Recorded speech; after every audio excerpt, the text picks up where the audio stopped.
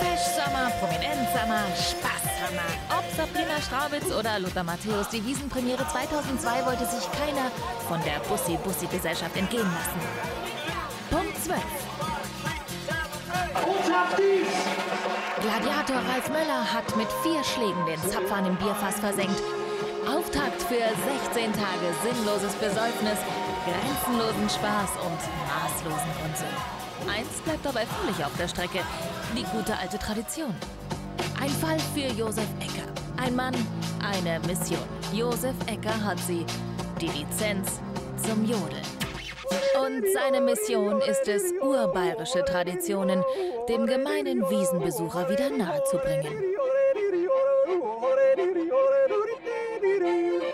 Als Voraussetzung muss man Freude und Spaß mitbringen zum Jodeln. Man muss bereit sein, dass man das annehmen will, was man eigentlich braucht zum Lernen. Und dann klappt es auf jeden Fall.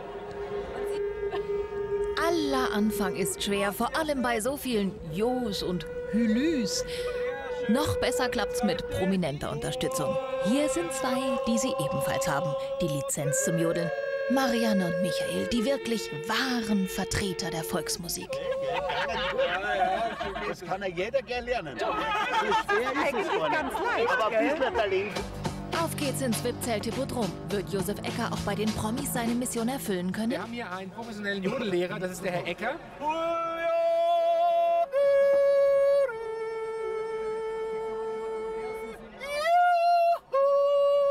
Passt. Das kann ich nicht, das kann ich nicht. Und dann rauf. Wir haben nämlich hier einen Jodellehrer, der Herr Ecker. Ja, aber wir haben leider einen Termin, also nächstes Mal gerne.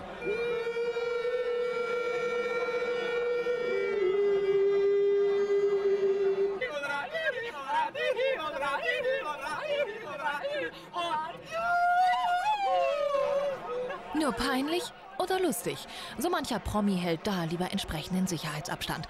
Aber die Talente sind noch steigerungsfähig. Ab jetzt sollten sie sich besser mit Bier betäuben oder Oropax zur Hand haben.